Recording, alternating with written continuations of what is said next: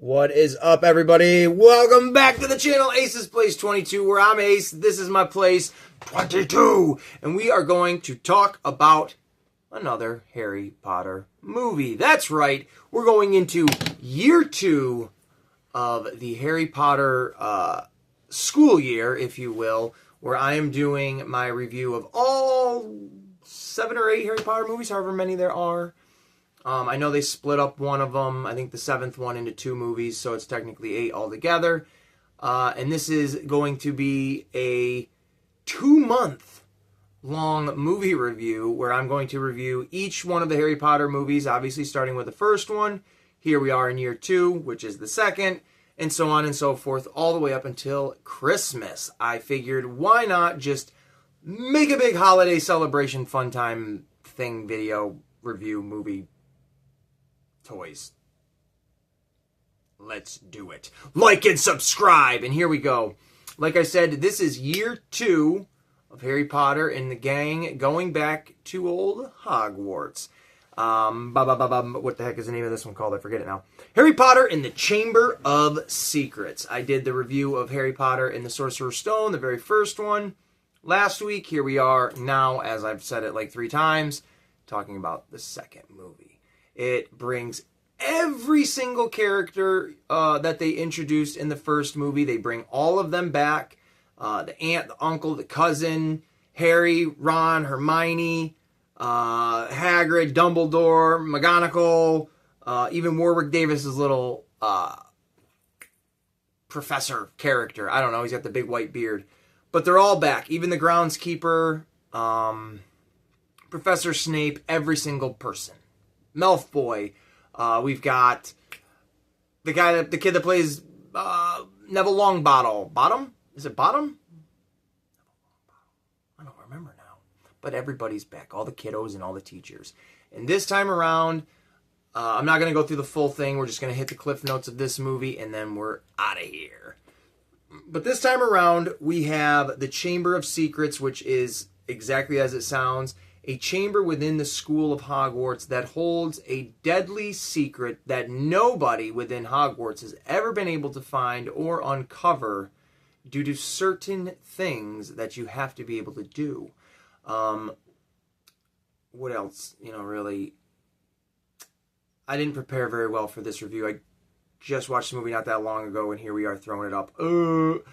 But you've got Ron, Hermione, and Harry. They're all on this mystery journey of, what's happening to the students. They're getting, I forget what it's called, but they're getting basically like paralyzed out of fear, so to speak, and they're trying to figure out what is at the bottom of this evil.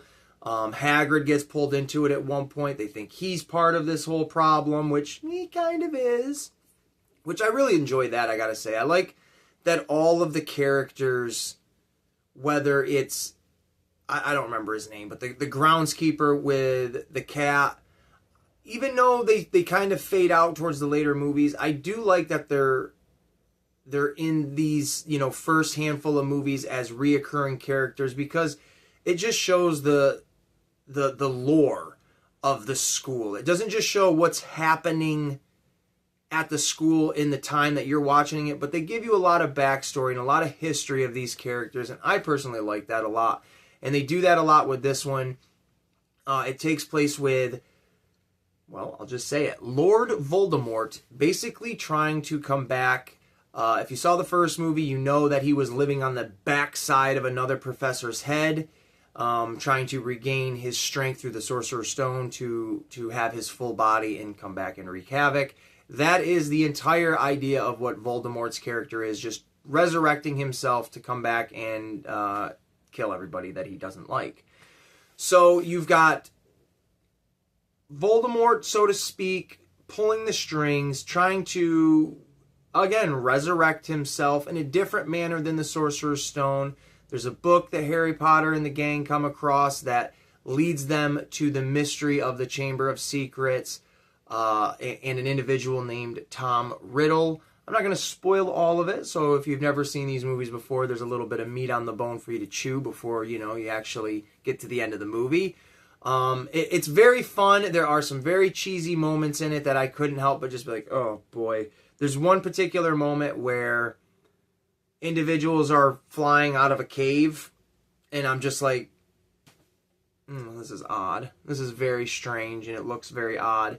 Most of the stuff in the Harry Potter movies, they can get away with the suspension of disbelief. Like, there's one scene where they're in the woods, and there's a huge spider, and something comes in to save them. Now, when they're going to see this spider, you see them kind of crawling through a tunnel that is only yay big.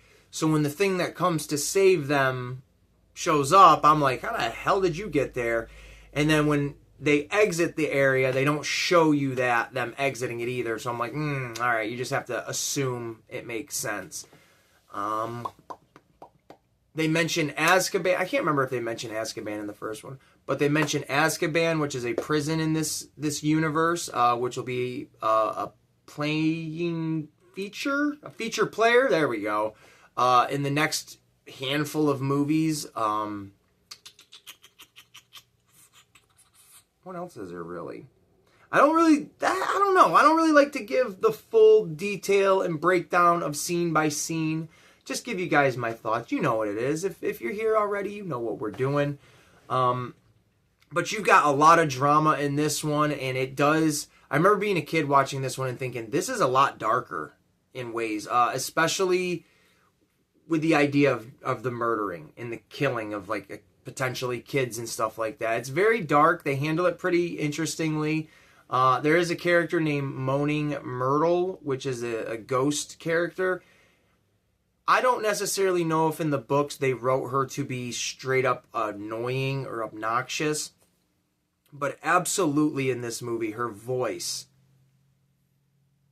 I know they altered it somehow digitally, but my God, it's one of the most jarring nails on a scratchboard, or nails on a chalkboard sounds I've ever heard. It's so grating. Her voice is so obnoxious. I can't stand it. I hate it when she's on the scene or on the screen.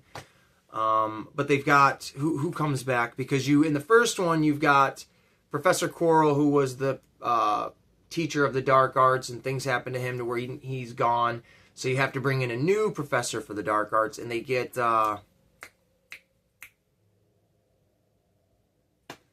I'm never going to be able to remember his name. Professor Lockhart is all I can remember for his last name, but I can't remember the actor that plays him. Well, he's a well-known director, and he's been in plenty of movies and stuff, so it's cool to see him in it. That's all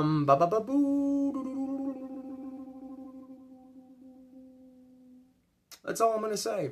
That's all I'm going to do. Less than a 10-minute video of me just rambling, hopefully getting you interested in anything that I have to say to get you to click on another video or to go check out these movies yourself if you've never seen them.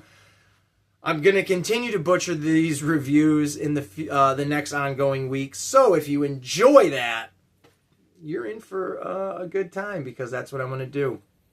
I can't help it. These movies are 2 fucking hours plus long. And when you sit down in front of a camera, unless you literally have notes to read off of, my brain is just like, well, this happened in the movie. Then the movie confines itself to feel like it was only a 10-minute movie. Because who cares about all the little tiny details, like Harry Potter, going through a chimney and coming out of another chimney, and a hand grabbing him, and witches trying to take him, and who gives a damn on that? But they introduced some new characters, which I do kind of have to set up. You got a character named Dobby, who is a little personal servant. He's like this gross little, not deliberately gross, but he's just a dirty little house troll. And his master is Malfoy's father, or the Malfoy's family, so it's just shitty. Some pretty good scenes with that little character. He's kind of obnoxious too, but he wins you over by the end of the movie. You've got Draco Malfoy's father, who... I'm trying to remember his name too. It's not Severus. That's Professor Snape. I forget what Malfoy's father's name is, but he's going to be, you know, more prominent in the next handful of movies up until the end. So it's, you know, you got to mention him. And that's about it. That's all I got. The movie wraps up nicely. It drags out, I thought, a little too much. It was a little, everything was a little too like hat on a hat. You've got everybody celebrating at the, you know, the final dinner of the movie. Dumbledore saying there's no exams due to the events of everything that's happening, and we're happy everybody's alive, and they show everybody that, you know, came into contact with almost death is celebrating. Hermione shows up, and there's this big pause, and everybody's clapping, and she gets this hug, and blah, blah, blah, and then door's shut, and then a few minutes later, you get Hagrid coming in, and it's the whole same spiel, and then the camera kind of pans out of the window, and then you see the whole entire castle of Hogwarts, and then boom, end of the movie. Director Chris Columbus. I don't mind the ending, but it dragged out a little bit of everybody kind of getting a pat on the back, so to speak. I liked the ending of the first one a lot, where it showed all the kids getting back on the train and going back home, preparing to come back for the next year. It probably would have been a little redundant to do the same type of ending, so they went something different. Again, I've never read the books, so I don't necessarily know how they all come to a conclusion at each ending of each book. So maybe this is exactly how it goes.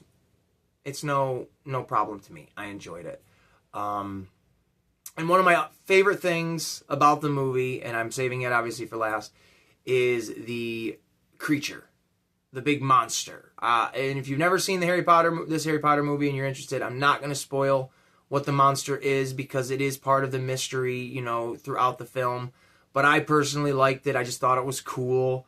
Definitely had the tension and the suspense towards the end that I personally dug it. I was like, all right, we went from, you know, the last Harry Potter movie where it was a little bit of magic here and there to this one where it's more of like a battle. And I like that personally because the magic wand stuff never does, but it could get a little too silly. Because, I mean, they do show that Harry Potter and Draco Malfoy are doing like a little, you know, wand battle. And it's tongue-in-cheek kind of silly. It's not like you have lightsabers where you're dueling in Star Wars. It's literally people just pew, pew, pew, pew. So it was cool to actually have a physical threat that, you know, Harry had to literally fight. I personally dig it. I like monsters anyways in movies. So, again, it was very cool to me. And that's about it. So, there you go. This has been year 2 of Ace's movie review for the Harry Potter series. Harry Potter and the Chamber of Secrets. If you guys have enjoyed this video, please just give it a like. Subscribe if you haven't already. We're trying to get to 40 gazillion subscribers. Every human being on the planet, even the ones that haven't been born yet, we're coming to get you to subscribe to the channel. Ace's Allies, we need you, and I'm here for it all. I dragged out that ending. Goodbye.